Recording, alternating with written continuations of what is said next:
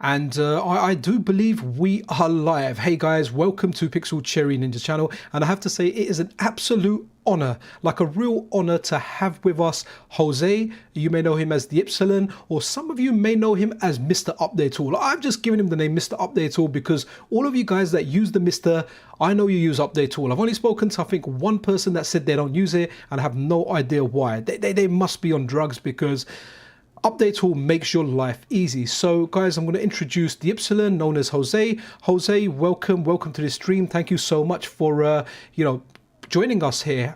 Tell us a little bit about yourself, introduce yourself, what you do, and what you do for the MiSTer, and tell us a little bit about Update Tool. Hi everyone, thank you so much for inviting me. So yeah, I guess you can call me Mr. Update All.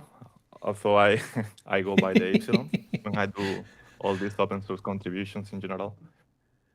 And yeah, what can I say about me? I'm a software engineer from Spain, from the South Spain. Yeah, most of my life I've been interested in all video games. You know, I love the 90s era, Super Nintendo, Mega Drive.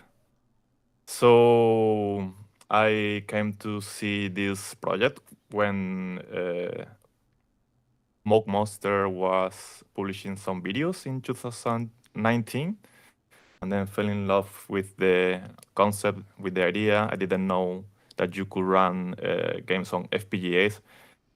So yeah, I jumped in, and yeah, here I am. I tried to improve things a bit, I wanted to improve how the UX, how the user experience of the platform was behaving, and that made me to work on Update All. Although it wasn't the first thing I did for MiSTer.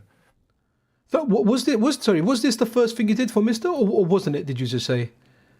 It wasn't the first thing I did for MiSTer. The first thing I did was in January or February. That I don't know. I was just hanging out in the forums when it was still the Atari forums back in the day.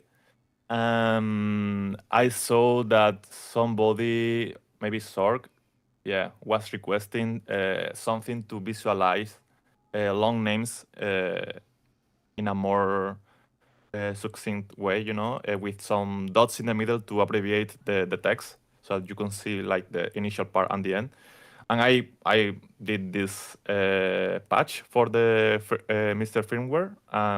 In the end, it was discarded because it didn't really look that good. To be honest, it wasn't that useful once we see how it was, behaving. But that was the first thing I did. That's freaking awesome. So going on to Update Tool, because the Update Tool is a staple. Like, it is literally almost the foundation of the MiSTer FPGA ecosystem. Now, when I was getting my MiSTer, now whenever I buy a new technology, if it's not plug and play, if I'm buying like any kind of emulation handheld, whether it's like an Ambernic, or if I'm going to, for example, buy a console with the intention of modifying it, like the Wii U or something, or when I got the MiSTer, I was saying to my friend, what am I going to do? Because I get overwhelmed. Like, I get overwhelmed with everything I want to do, the systems I want to put on, the BIOSes. I've honestly spent days, even sometimes weeks, configuring stuff, right? Especially on my last job where I was on night shift. And I was like to my friend, oh, what am I going to do with a MiSTer? How am I going to get this to work? And he put his hand on my shoulder and he said, Pixel, don't worry, there is Update All. And I was like, what the heck is Update All? He goes, don't worry about it. This will take care of everything. So how did the journey begin with Update Tool? How did you think, you know what, this is what I'm going to do. I'm going to make this that's going to streamline the experience for everyone, because honestly, everyone that gets the MiSTer pretty much gets Update Tool. It's the first thing they do. You install MiSTer Fusion, you get Update Tool going, you get a little disclaimer, a little warning, and then that is it. Then it is party time. So how did that journey begin? What made you think, oh, this is what I'm going to do? What were the first steps? How did it evolve? Yeah, so I was a user of the previous updaters, and I get a bit of familiarity with how the distribution was working, because I was also helping the DB9 guys, like some manufacturers from Spain, to help with a little fork. So I got to know how the updating process was going. I remember I was, a bit frustrated because things were like not very cohesive at that time. I remember being in a string of, I think it was all nominous. He was saying actually, we should do something, or somebody should do something to be able to update all at the same time. Yeah, that gave me an idea. Okay, let's join these different scripts. There was like the MAME script, or there was the official script and something else. Let's join this in a single script and let's start from here. And funny enough, I wasn't the only one who thought the same, because there was another guy who did another update all the same weekend, and we both published our own update alls at the same time this weekend. But of course, it was a very preliminary version of update all, right? So yeah, that's how it came to be. I actually told to the guy, and we talked about collaborating, but in the end, he didn't have time to continuing it, so I took over, and I became the only update all after that. Okay, because you know what, that's one thing people don't realize, like committing to something, committing to a project, there's a lot of time, and when it gets to a point where it's difficult to juggle that time, you almost feel like a level of responsibility, because you've been doing it for so long.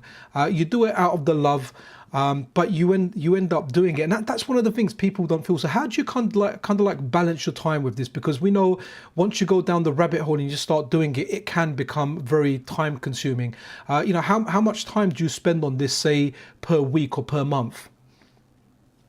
Yeah, that's very tricky to say, and also because it has changed a lot over the years. So at first, I was thinking this is gonna be pretty easy when I published the first, preliminary version of the tool, because I wasn't really I was relying on other scripts, right? And I thought maybe in a month this is done, and I can basically focus on other stuff. But soon I discovered that there was so many bugs, so many problems going on. That was coming from different parts of these scripts that were using the infrastructure in ways that were not so reliable, because because they had to care a bit about the content, so they had to create content to make things work smoothly. So when I saw this situation, I had to invest a lot of time, to cover these rough edges of all this updating process. And then I had to consider, should I start this whole updated infrastructure from scratch? And that's what they did. So I had to dump all the old scripts, the old updater, and rely heavily on automatization and automated tests, so that I didn't have to invest as much time as before. And thanks to that, I don't need to invest nearly as much as before, but maybe at the minimum 10 hours a week, I could have to invest to see that things are going well, and to see the bugs, and to talk to the people who are asking for problems. Sometimes these problems are not really problems, but you still need to address them. So, and also the customer service of MiSTer in some ways. So this is part of the time I had to spend on this. Wow, 10 I hours would is say that maybe 10 hours. Yeah. That's a full day. That's a full day's work. That's so, as well as your normal job, you're doing this, you're studying and everything else. So what we're going to do now, let's run update all. Now, I haven't got the full view in here. I've kind of cut it out to 4:3, but we should be able to see some of it. You've really, really made this fast, like really, really made it fast. Now, is this, I've got so many on here. Oh, here we go. Update tools. Sorry, we can't. Let me see if I can actually just drag it in. Give me a second. Let's go to filters. And oops, sorry, I'm on the wrong one here. All right, so where are we? Here we go. Okay, so let me get rid of the filter here, guys, and so we can see the entire thing, or we can see most of the thing. Right, there you go. There's update tool. So when you start it, yeah, it's very, very quick, isn't it? So you've sped this up over the period, and I remember like there was one big update that literally made the whole thing in seconds. So I mean, we really, really appreciate your optimization here. So what was the trick that you did to make it so quick? Because I remember, here you go, that's actually done now, guys. So this is this is update all done in seconds. I remember Pez82 actually complaining, saying that he used to run update all, go and make a cup of tea, come back, drink the tea, and it was done. But now he can't even make a cup of tea in the meantime. So, you know, you've done a crazy lot of optimizations here, and it's really nice to see how quick it is. We just ran it over there, and the whole process ran in a few seconds. Yeah. I have actually bad news for PES because it's gonna be even quicker. So will it be done by the time we press the button then? Right, let's take that back. That would be a time travel machine, you know.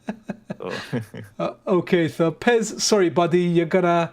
I don't know what you're gonna have to find something else to do in between. So let's bring up a game, because that's done now. You know, that's really done. And you also have a Patreon, don't you? And tell us a little bit about your Patreon. And obviously, I know people like supporting work. I always say support developers of work that's out there. It's always very helpful. You're never fully compensated for the amount of time you put in there, but it's definitely like a nice incentive. But what perks do you get from joining the Patreon? Like, what is the icing on the cake that a person can get for supporting you, like a reward for supporting you? So, I mean, before that, I could actually tell you exactly what really made things much faster. No? Let's do that. Sorry, I'm jumping the gun a bit quick now, but yeah, let's do that, and then we'll talk about the perks. Go for it, man. So, the biggest milestone for making things updated was the a rewrite I did this February. I mean, I published it this February, but it took me some months of work, which was the 2.0 version of downloader. With that, I could address something that was in the works, which was parallelizing all the downloads at all levels of the pipeline, basically. So with this, I could make things way faster. From there, I just have to optimize, routines to make things a bit even quicker. And this is what I'm still doing. So there is still some plan to address a couple of things, because my goal is that the whole update should be around 3-4 seconds. That's insane. I mean, the only time it takes a lot longer is if there's a whole heap of new arcade cores or something. Then it just takes a little bit of time to do it. When I say 3-4 seconds is for the no updates scenario. So just checking that there is no updates and giving this feedback to the user. I mean, because actually I wanted to be able to hook this to some UI at some point, but I don't know if this is gonna happen. But I would like to be able to show an icon in the MiSTer menu to show whether there are updates available or not. And this is something I can only do if the updates are super quick. Okay, and kind of the next part of the question, what was, do you want to go and do that before I fire away the next question? I've got a lot of questions, I'm excited. Go for it. Yeah, so, my Patreon is my same nick, theypsilon. I don't have many perks, many exclusive features right now, but this is something I'm addressing. Actually, I was programming to do a release with a new exclusive feature called Timeline for Patreons. Well, actually, it's not exclusive for Patreons, but it's a kind of boosted for Patreons. So the Timeline feature that I wanted to deliver yesterday, but I'm gonna do it next week, is basically a what's new screen that is gonna complement the view log that you see at the end, and it's gonna tell you when cores have been updated. So I'm gonna deliver this for all users, but I'm gonna make the Patreons to have the ability to see a bit longer in the past, maybe 1 year in the past. Because this has been one common request from my Patreon subscriber, that they want to have some little perk, and this is probably a good compromise. Like all users will have 1 week of checking all the updates that have been delivered in the past week. Patreons will have the whole full year to see, even eventually to see the chain log of all the updates that have been done for one single core, for example. So you will see this has been delivered. It has been updated maybe 1 month ago and maybe 4 months ago too, and maybe in this one there was this chain or there was another node. But this is something I have in the works. The preliminary version is gonna be basically telling when cores have been updated. That's really really cool. And on that kind of subject, now I had an interview with Hatego recently, and we kind of spoke about one thing, and this is something that bugs a lot of people. So what happens is, we spoke to JT and we said, look, whenever you do an update, you do a big update, what happens is where new games come in or some fixes come, a number of older games stop working or they develop sound issues, graphical issues. Is this something that can be resolved? And Hatego said that because of the amount of cores he's got and the amount, I think he's got well over 1,000 MRAs now.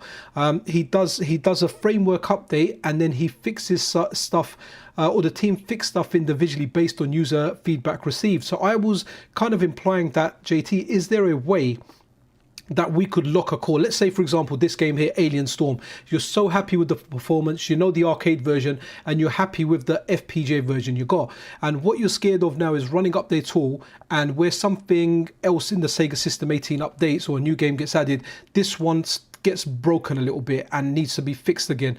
Is there a way that you can put a feature in that will lock a core? So I can then say something in the Epsilon script or my MiSTer that Alien Storm, please do not update this until I remove a lock. And is this something that's possible? Is this something that I can get? Because I do know a lot of JT patron supporters, a lot of people with JT cores do have an issue where some stuff stops working, for example, and they have to kind of revert back to an earlier version. Is this a possibility? What are your kind of thoughts on that?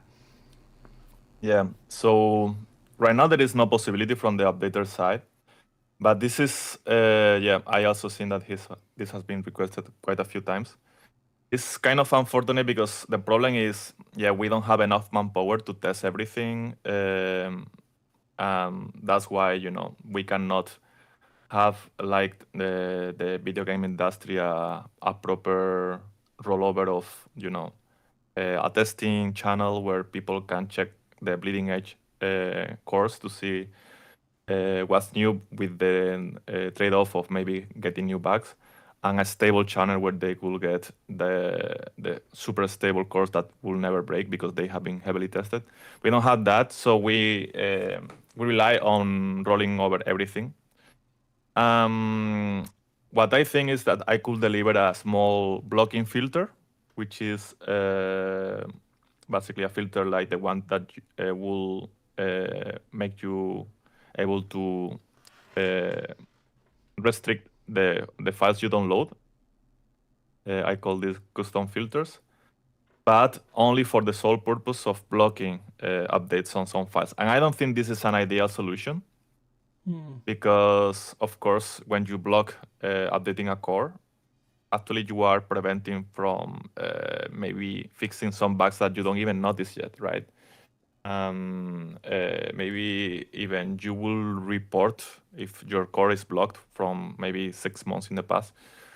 You will, and you see a new bug, maybe you will report this bug, but it's already solved in the new version. So it's gonna cause a little friction with the reporting of bugs to the creator. So it's not a very ideal solution, but I think probably we'll need to implement this because it's a common suggestion. I totally see that it could help for people that, for example, want to bring the MiSTer to their friend's house, or they wanted to create a tournament. They want to do something, they want to make everything stable. So maybe having a blocking filter to avoid this kind of possible problems could be helpful. Okay, well, that's a great idea. I'm sure many will look forward to it. my SD card's in a mess. I'm always dumping stuff on there. There's like, okay, it's updating here, it's doing that. I honestly don't know what I've got on there, but I kind of like it like that. We've got a question here from Drones UK here. It says, the Epsilon, the same guy from Lemon 64? I imagine, I can't imagine there being two Epsilons, man. It's too much of a unique name for someone else to copy. So is that actually you from Lemon 64? I don't know what is Lemon 64. Oh, so there's another Epsilon. Okay, guys, there's an imposter out there, right? Okay. So a question that I've got here is you've got like an analog pocket update included, haven't you? Is that, what is that again? Is that the firmware update you can do via connecting it to your MiSTer? I know Wizzo did something where you can back up all your saves to your MiSTer, which is supposed to be just another way of backing it up should your analog pocket SD card fail or something. Tell us a little bit about, what you think of the analog pocket. Do you own one? How come you've never done an update for that if you do own one? I know we've already got 3, but obviously you are MiSTer Updater on the MiSTer. And what did you kind of integrate into the MiSTer update tool in regard to the analog pocket? So yeah, I have a analog pocket. It's a very cute device. I really love it.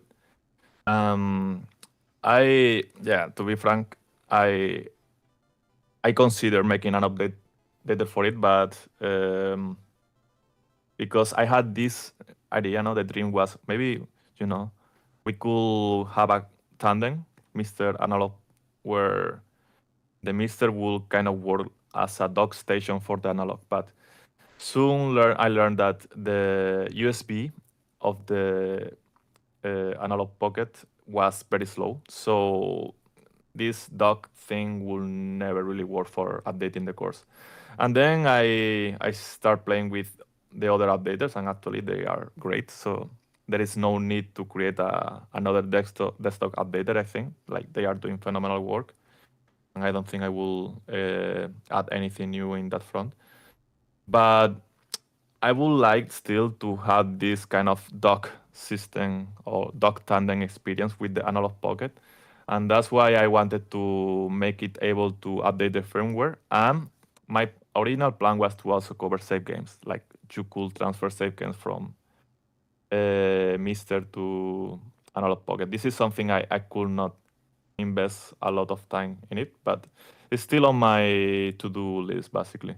I wanted to create some tools. So, for example, you could play Pokemon in the analog pocket, and you plug the pocket to MiSTer, you run the updater, and then you can continue your Pokemon that game in MiSTer, right?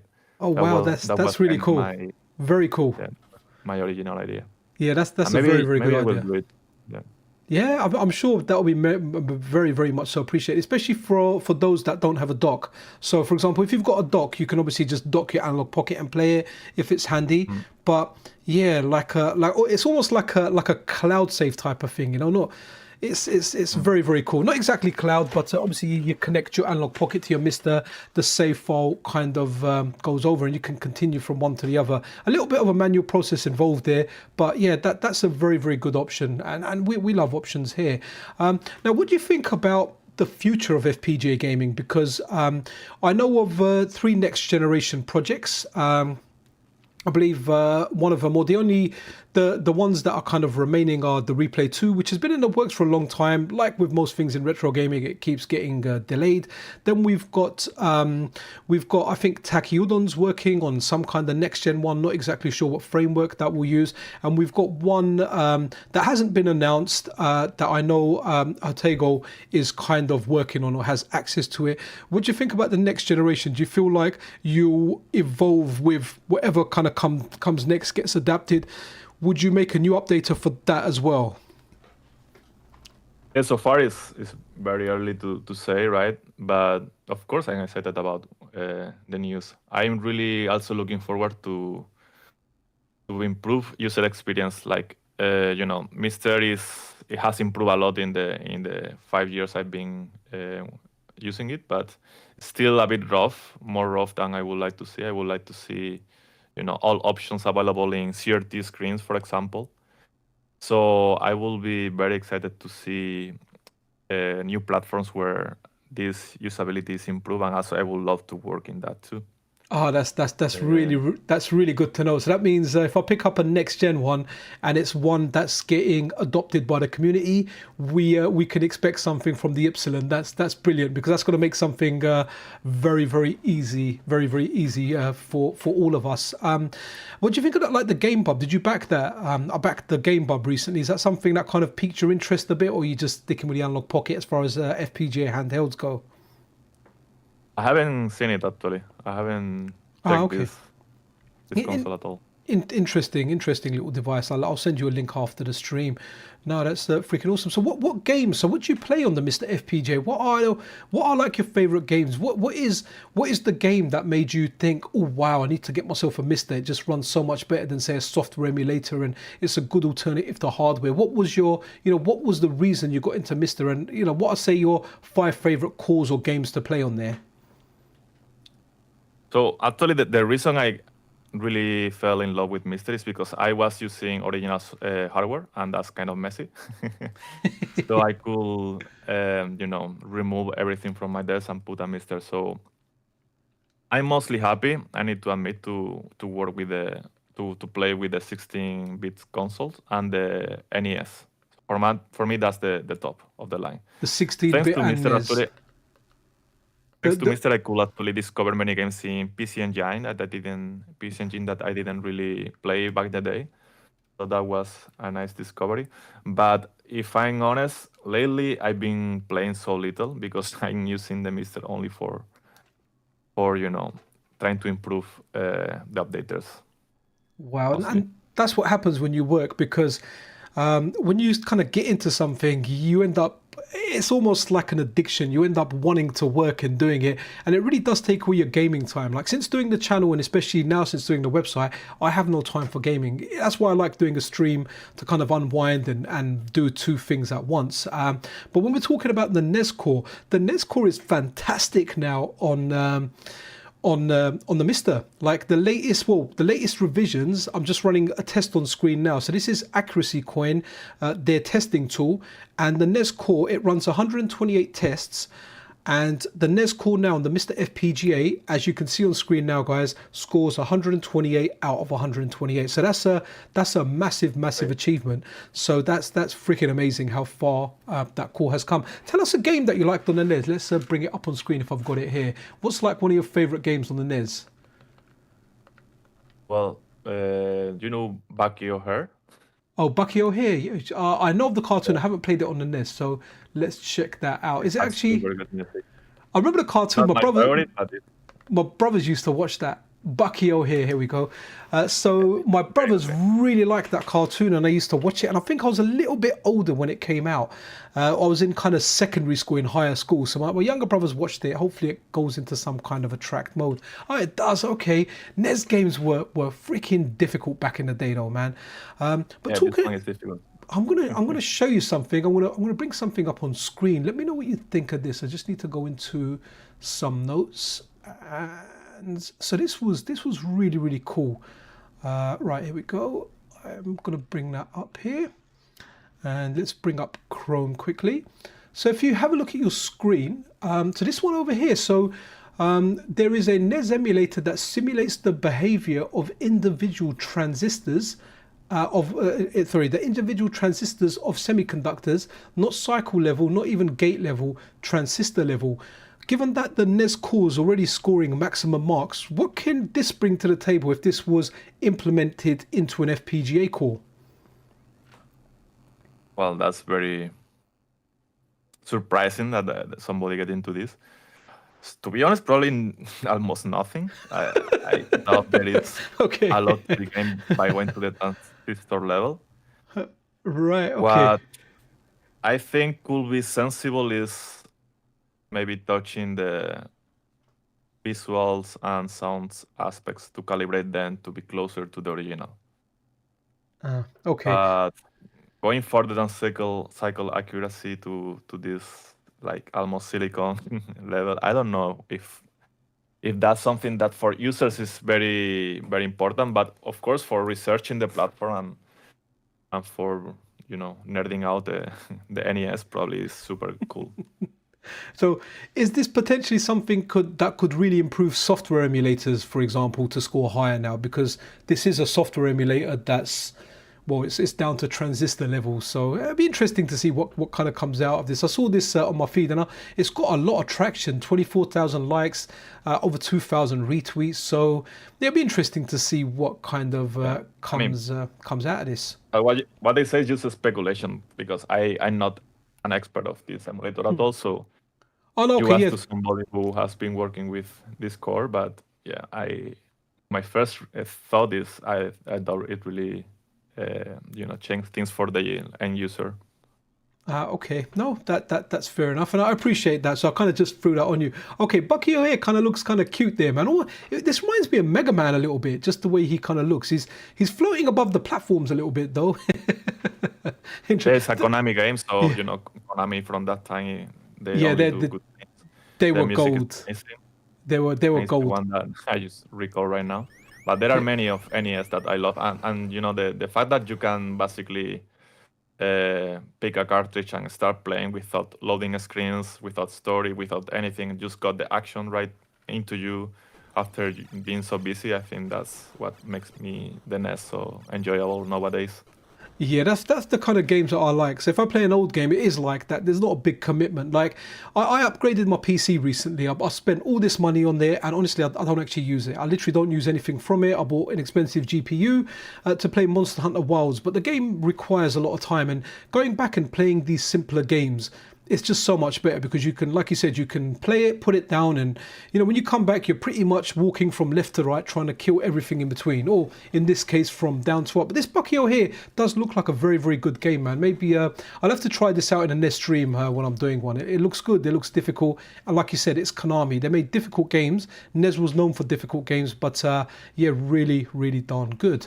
You mentioned the PC Engine as well, and I like the fact that you pointed out that the MiSTer got you liking different platforms. So as well as the PC Engine, was there anything else that you grew in love with? For me, the Saturn is something that I grew in love with the MiSTer. It's not something I had originally.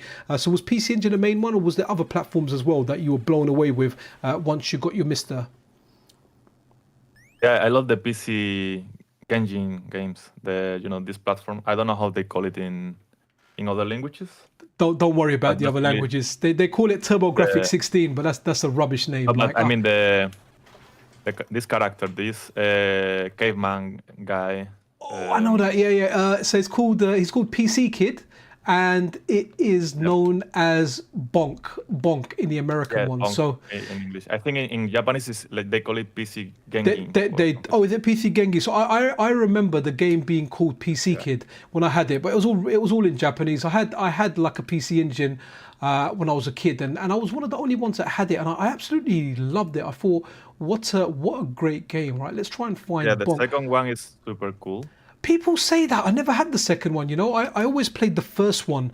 I see the second one's good, and people always tell me I need to play it and complete it. It's kind of like on my list of games I want to play and complete, but no, I haven't. And that's one of the great things about the MiSTer. It's trying out like these different kind of different platforms that you never experienced as a kid.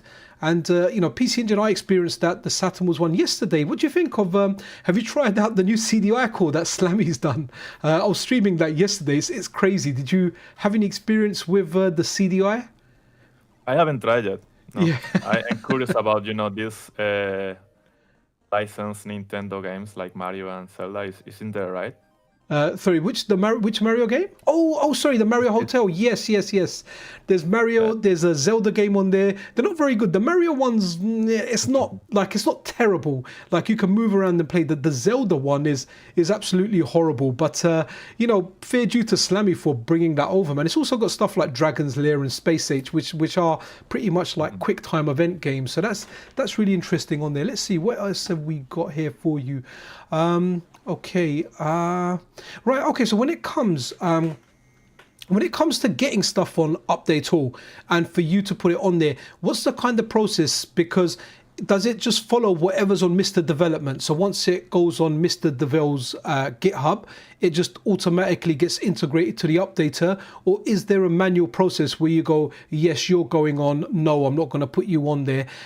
So yeah, what's the kind of process with what's chosen for Update All? So the main part of update all is basically the official MiSTer Devel distribution. And in order for a core to be there, it needs to be in the wiki of the official MiSTer wiki, right? So this there is a page called cores, and this is where the maintainers and the contributors are putting the new cores. And this is parsed, and that determines the list of cores that are available for the platform. Apart from that, there are some other files that are also fetched, like filters and things like that. And that will be all part of this main part of the updater, which is the MiSTer Devel distribution.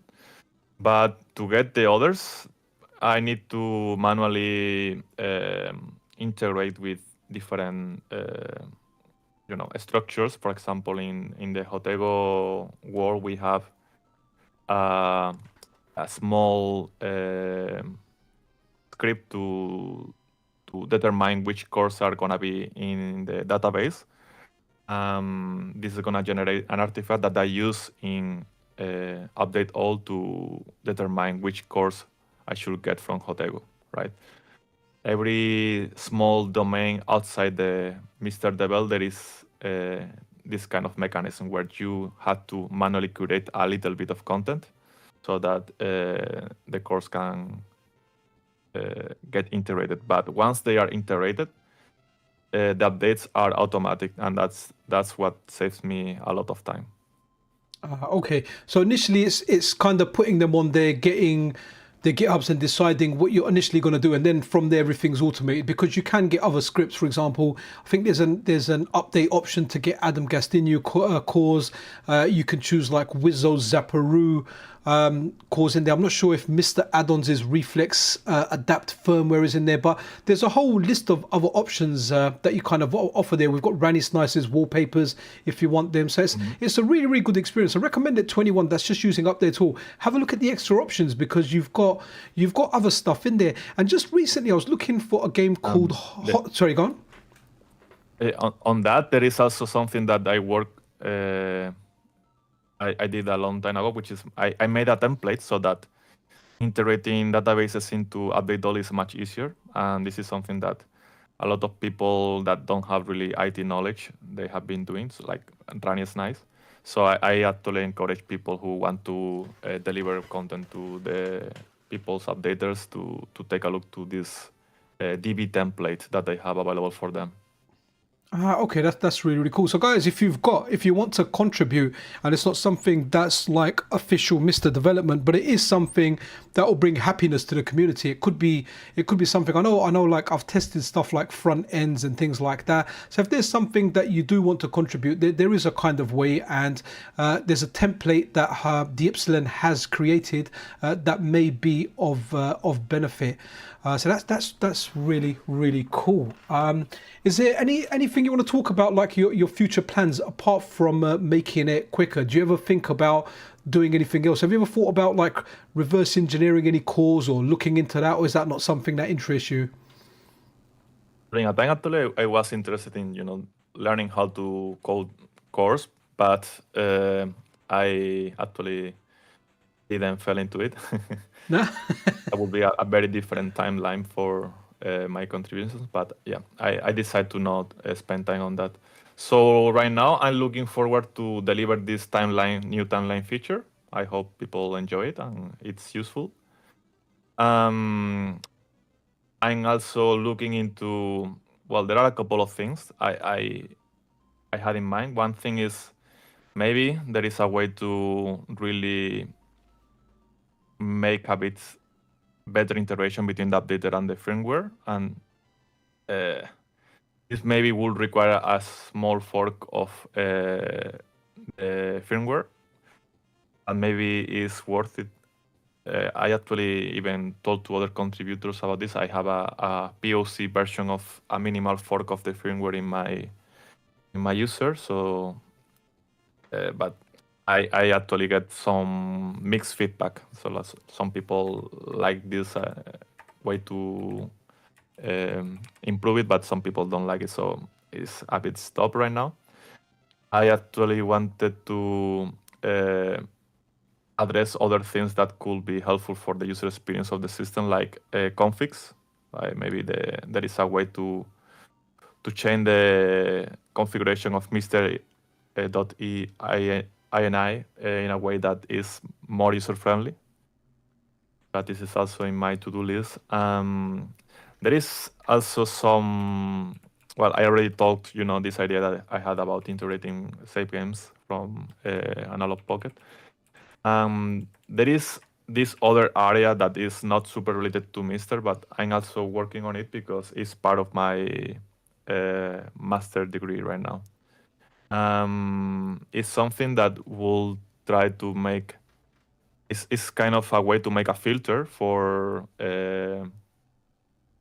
basically any kind of game or any kind of emulator that will make a better impersonation of CRT monitors. Okay, we have very good filters already, like CRT Royal is super good, but the twist I'm trying to make with this degree and studying on AI is making a AI filter for a more, realistic feeling of these CRTs on an LCD panel. It's actually a very complicated thing that will take me a lot of work, but because I'm doing this as my final degree project, it's also something that is cool and it's something that I use for learning mostly. I don't know if I'm gonna get user results or results that are gonna be delivered to the users after 3-4 years, but I'm investigating it, and I think it could be really helpful. It's in the end, the principle is similar to these NVIDIA filters that you have with games that will allow you to scale 180p games to 4K, right? By basically generating the pixels in the middle. This is what the last gen of consoles do, right? To deliver 4K, but creating a different filter that instead of, it will scale also to 4K, but a 240p image, and it will try to represent some kind of CRT in the way to deliver this new image. And the cool thing is that it could be made in a way that it will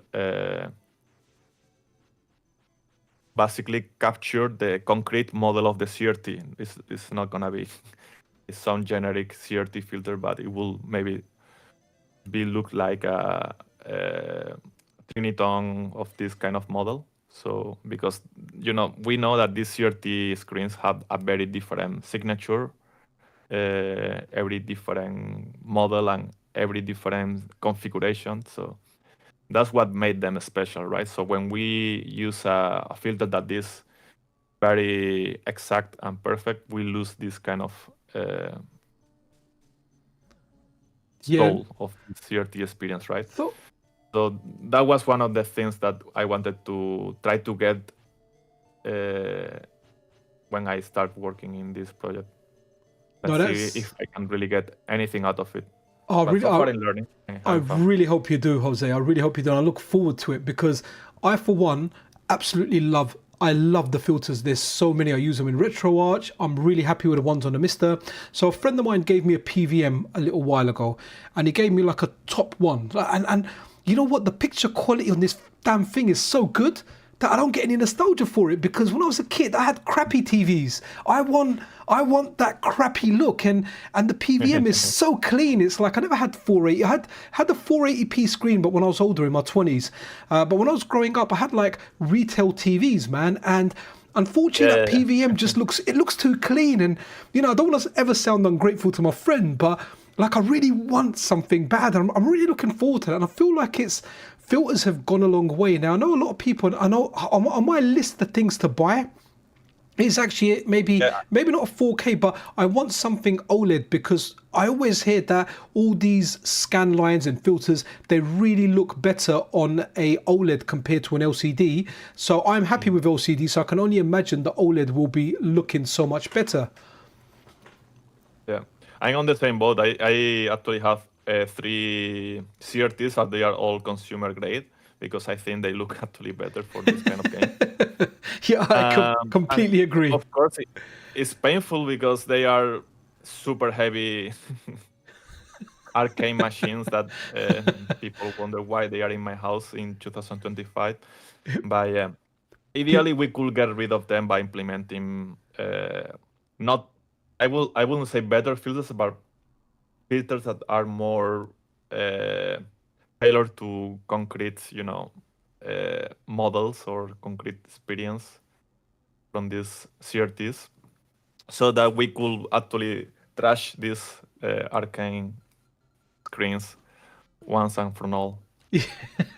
I don't think they'll ever get trashed. People will use them, and I really like. So I found this pack for MAME that makes the screens kind of look damaged, and I really like them. I don't know, because I had the developers of this game called Abator, like I don't know if you're familiar with it, but it's a new side scroller that's very reminiscent of Rastan. The guys grew up playing arcade games like Golden Axe, and they were talking about the experience of arcades in Spain, where they were saying, like in the UK we had them in chip shops, we had them in corner shops, kebab shops, we had actual arcades.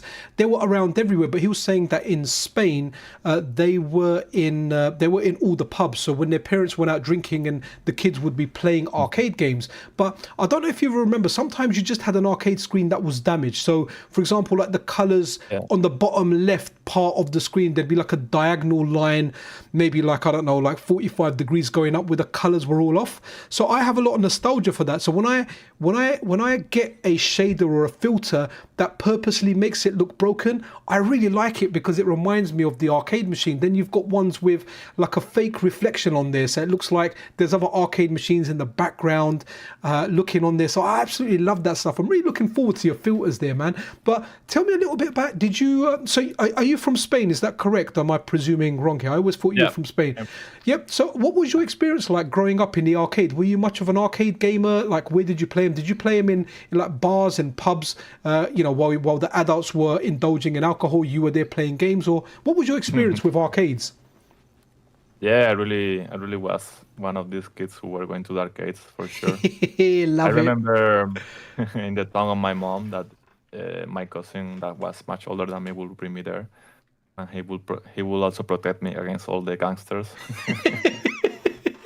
But yeah, I totally had this also nostalgia about these, arcade machines full of tobacco remains, like,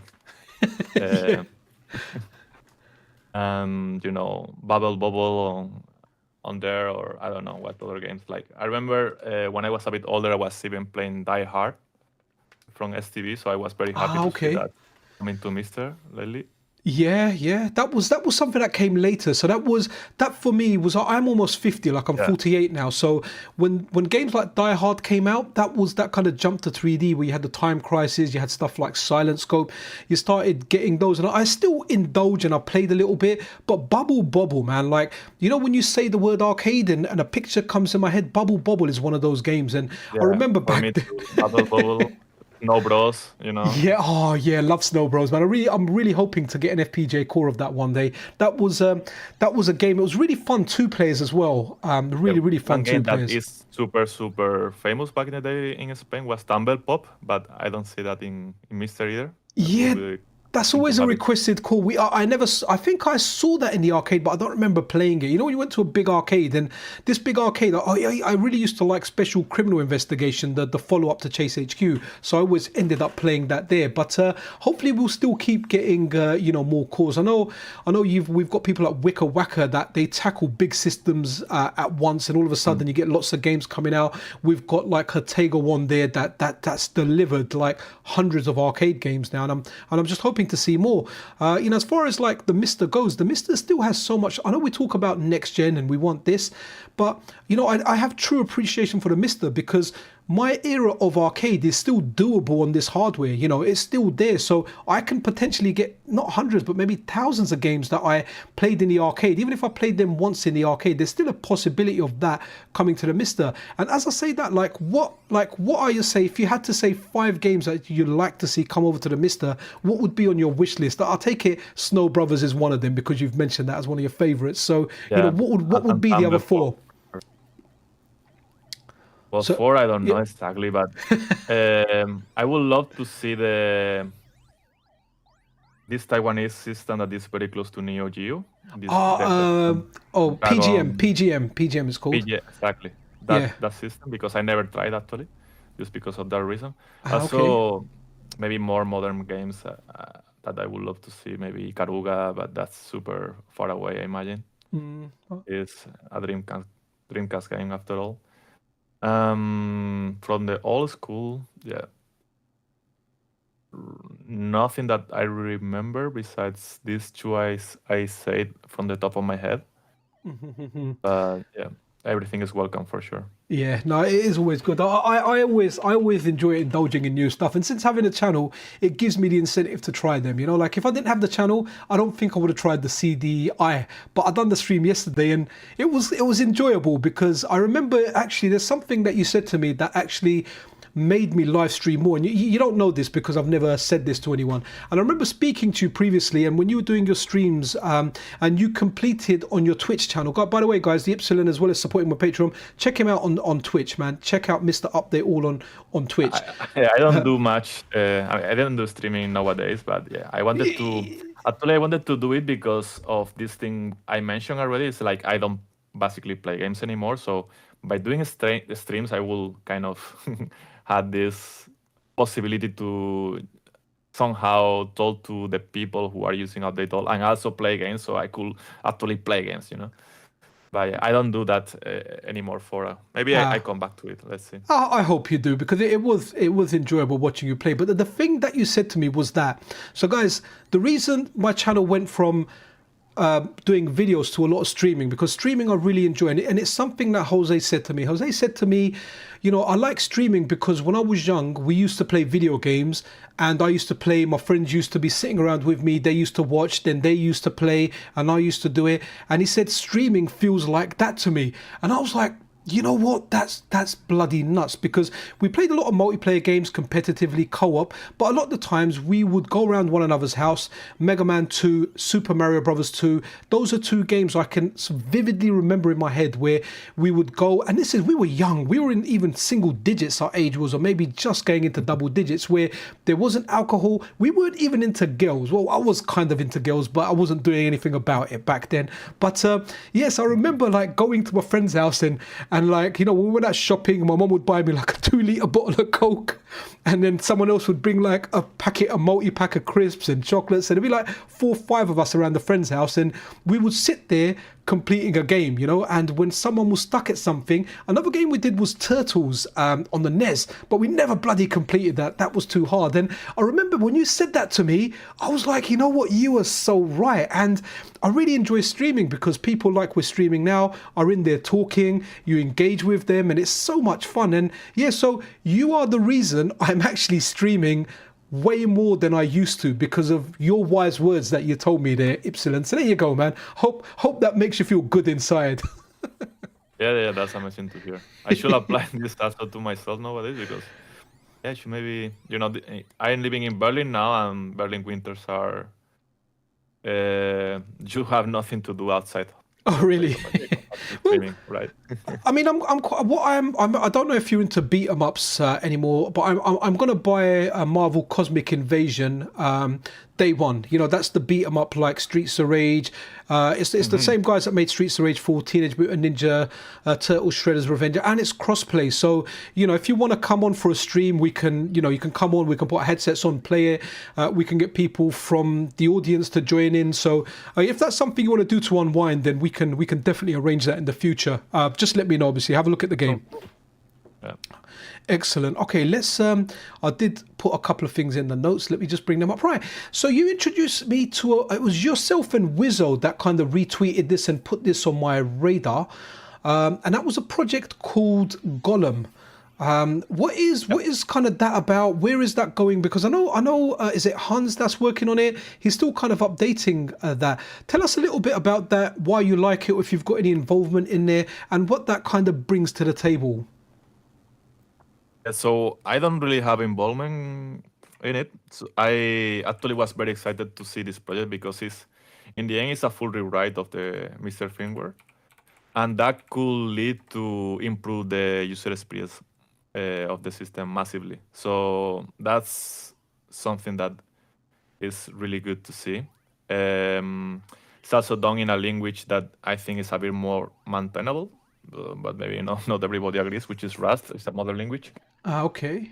And I kind of had this feeling because I work with it, so I'm more used to it maybe than others. But and I've been talking to Hans a few instances, but it's been a while that I don't talk to him. It didn't really spark any collaboration, these talks, so I cannot really get more or provide more information of this project. But I mean, the whole point of migrating or rewriting the whole framework in a modern language with a better design, the problem of this framework we have is that it has been migrating from system to system like it was in MiST before.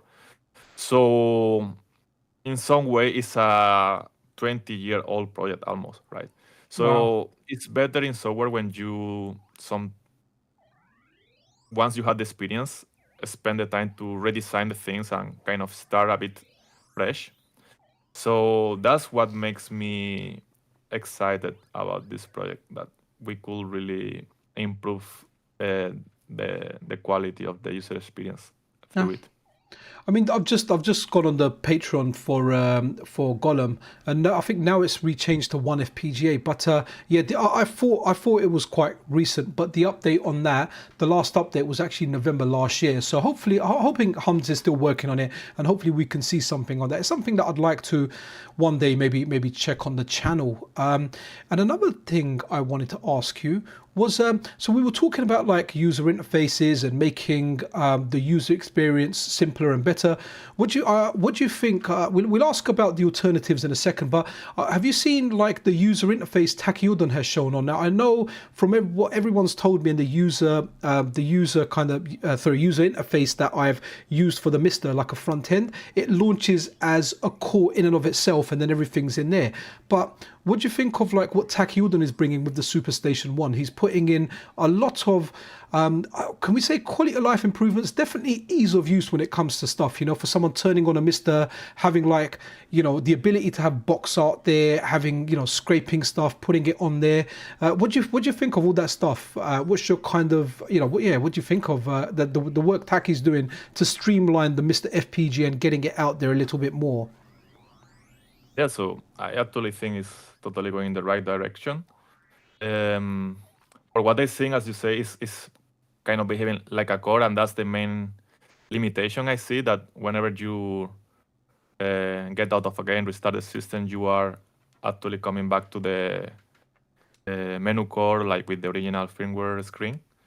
So even though it's a good step in the right direction, that the end goal, and I'm not talking about this year, next year, but in the mid-term, long term, is to have a better firmware integration with other utilities, so that you could actually have better menus and better user experience, like a console-like user experience, without having to go to a core, basically, but like from the booting up the system until you shut it down. That would be like the dream, but of course, getting there is not easy at all right now. No, it looks interesting the way Tachy's done it. He's got it so when you turn it on, it boots up into that. Or at least that's an option that you can have, where rather than booting into the front end, it automatically goes into the front end. He kind of showed it when you optimize each image and you have them at the right resolution, they load quickly, and the initial load up is slower than once the images have loaded. They show up very, very quickly. It's something that I'm kind of divided about, because I do like this stuff, but playing software emulation for years, I bought like the premium license for big box.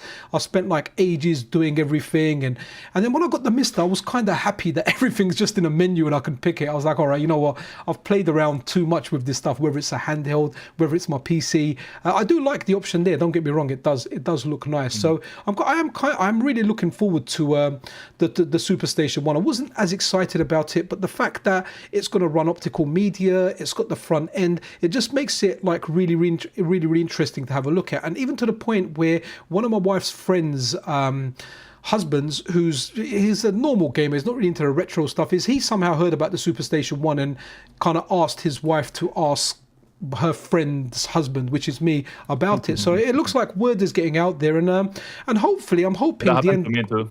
Oh really? So that a friend that was not really into FPGA show up with this console, and I was, this is actually a MiSTer FPGA. Yeah, so well, that comes from, he has that game thing is very popular in the Switch thing, right? So okay, that's actually useful for making the MiSTer more widely known, so that's welcome. And that's good, and I really do hope, it's kind of happening where, I mean, we don't know the cells that Taki sold, but the MiSTer Multi-System 2, for example, which is made by Herber, I think they went from 6,000 to 13,000. So it's like just by their things, they've sold 7,000 units of the MiSTer Multi-System 2, which is a phenomenal figure. It's a really good figure. So I imagine Taki Udon has likely sold more units than the Herber guys. At least I would presume that. I could be wrong. So it's nice that all these people are coming over to FPGA gaming. I certainly hope it grows. I mean, it really changed the way I retro game once I got into it. And it's weird because I don't have anything against software emulation, but like, for example, if I'm playing R-Type on the MiSTer and then I go into software emulation, I play it on RetroArch, I play it with Run-Ahead on, I can still feel like something's off with it. And this really applies to shmups and fighting games more than any other genre out there. So yeah, hopefully it will bring more people over. Yeah, that's pretty cool. One thing that we cannot forget is, hardware is nice, but actually the heavy lifting is always being done by the core developers. Like whenever we spend our money in this system, we should actually look into, are they contributing to these core developers, or should we contribute to these core developers in a way that they can, improve their cores and bring more games? Because actually that's what's gonna matter in the end, right? Absolutely, because if the core developers aren't making the cores, then well, we're pretty much there with a paperweight, aren't we? So yeah, absolutely, very important, guys, and that's a good message that the theypsilon has put out there. There's a lot of people that do this in their spare time.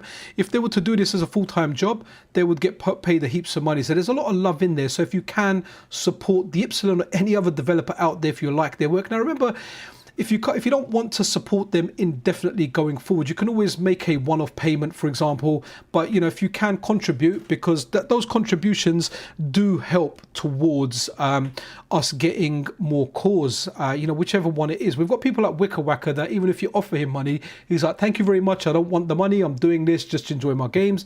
We've got people like Hatego out there that have got like 2 or 3, I think he's got 3 members of staff at the moment that work on stuff. So our contributions there that we're paying help pay the staff's wages that help develop so many cores. When we go into the arcades folder, or we can, the vast majority of the games are from Hatego. We've got people like SRD 320 that have given us, the Sega Saturn core, the Super Nintendo core, the PC Engine core. We've got Sorge League, the main developer of the MiSTer system. So there's plenty of developers out there, and it will be nice to hopefully get more developers coming over as well. I have to give a shout out to Salao Retro Gaming as well.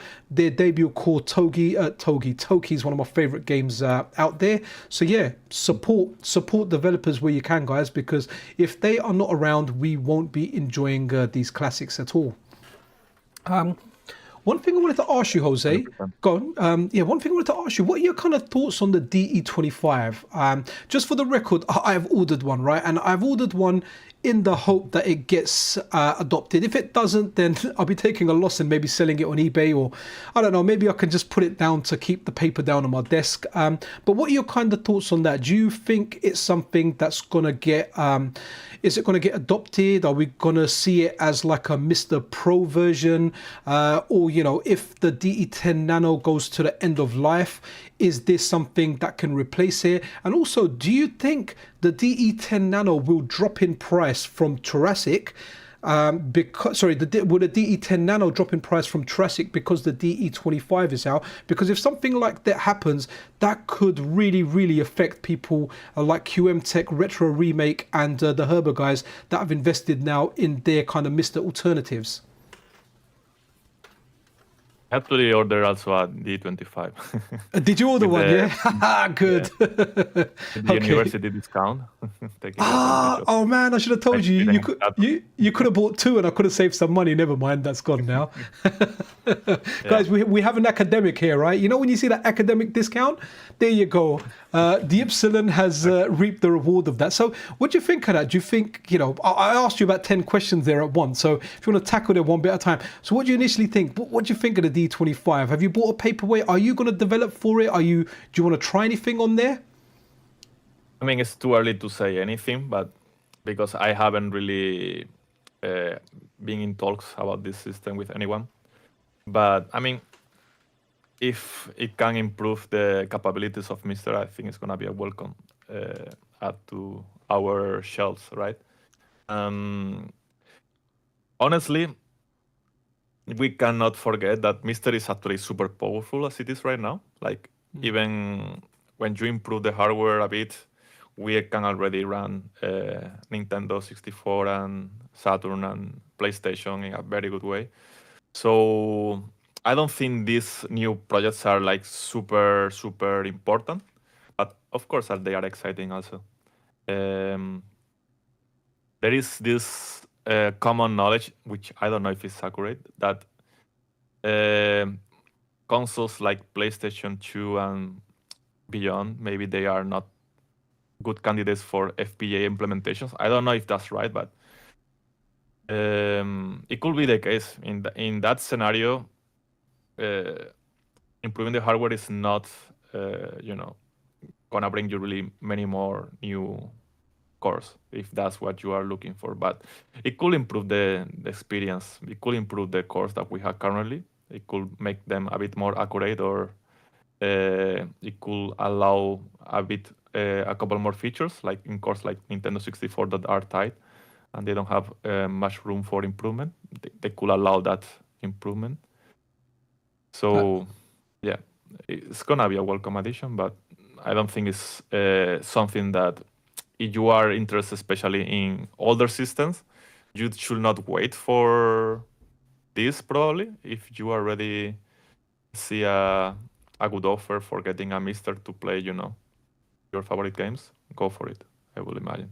I mean, MiSTer at the state now is, honestly, I've been saying this for even the last couple of years. Like, if I was never to get another game for the MiSTer, don't get me wrong, I would like more stuff for the MiSTer. But if I was never to get another one, I'm extremely happy with it. It has NES PC Engine, Sega Saturn, PlayStation, N64's okay as well. But it's one of those systems that, unfortunately, going back in there are some really good games in there, but I can't play like stuff like GoldenEye that I really used to like. I just can't get on with it now.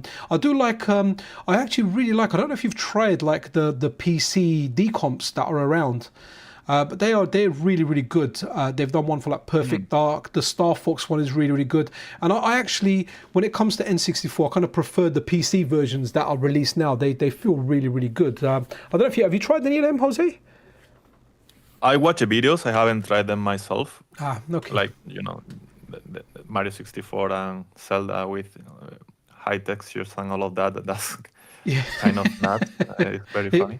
It really is. But I would like to try them someday, but I only watch videos so far. No worries, man. They're pretty easy to do. My favorite one is Star Fox, though. I have to say, Star Fox is really good. I think the HD textures are only available for level 1 at the moment, but hopefully we'll get more. But going back to the question, do you think now, I mean, this is just speculation here, but do you think that Thoracic now may drop the price of the DE10 Nano in order to maybe compete back with the clones, or is that not really in their kind of agenda or business, or just to maybe potentially give the middle finger to everyone that made the alternatives, if they were like, because let's say for example you can buy an alternative MiSTer FPGA between $100 and $150, right? And the Triassic one is like $224.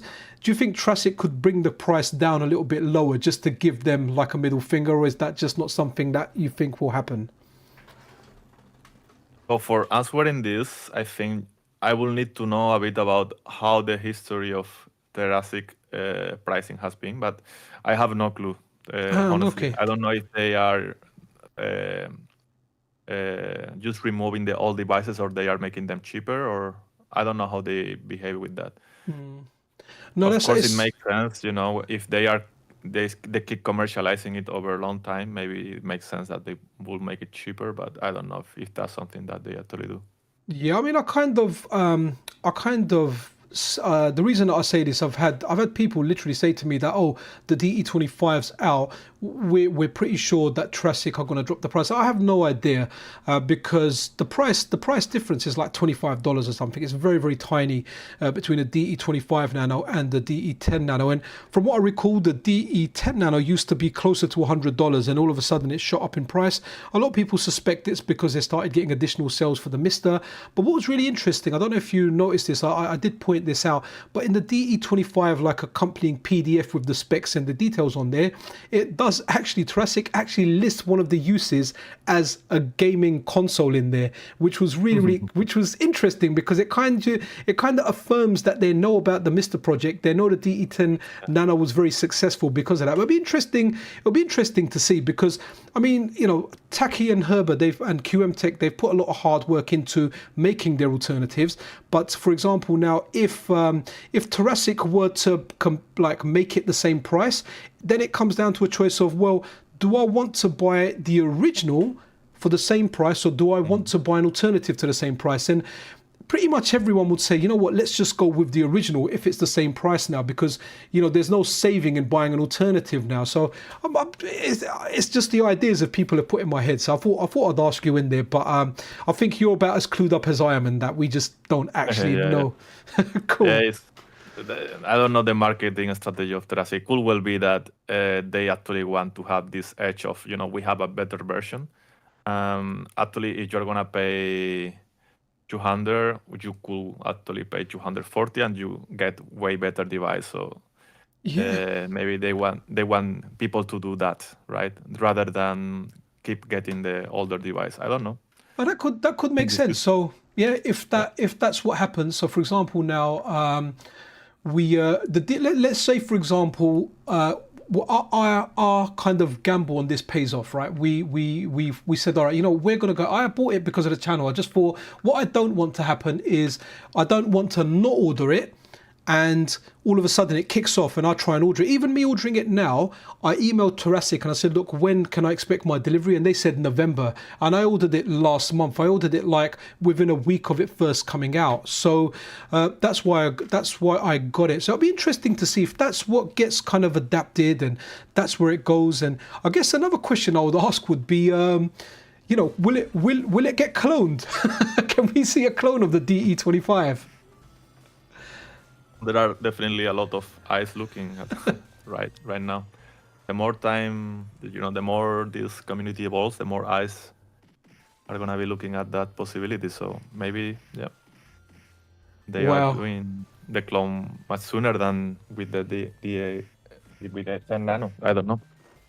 That's awesome, man. Did you play? This was a big game for us over here in London. Did you play Double Dragon in the arcade as well? I actually play more Final Fight. Oh, love that game. Love that game. And Cadillac and Dinosaur.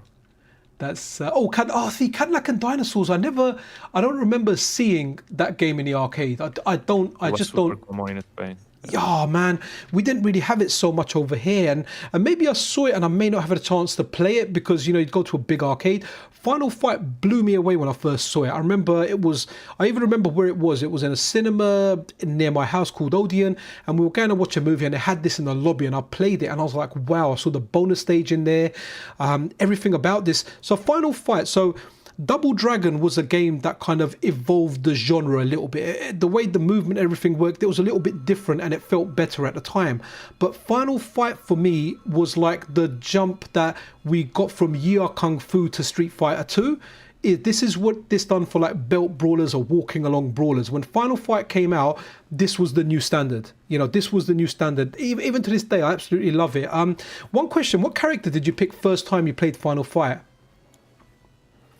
I think the first time, I don't know, but for me it was common to pick the blue guy. Oh, Cody, cool. Well, Cody's the best one in the game when it comes to like, if you had to put a tier list, Cody's the best. I think Guy's probably second and Hagar's last. But I have to say, I picked Hagar. Yeah, look, say Nature chat are saying Hagar.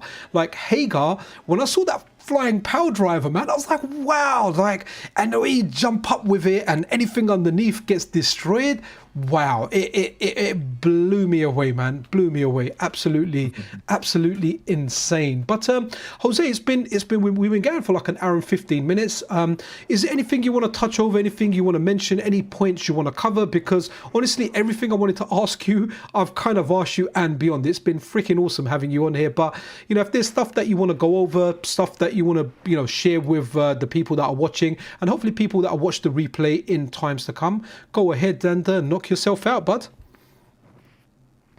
Yeah, I really don't have much more to say. It's been a pleasure to be here. Like, I really like the opportunity to explain some things that were a bit hidden in the history of my contributions to this ecosystem. Yeah, it's really also cool to get into these topics that are a bit outside of my scope, but are also really relevant to this community.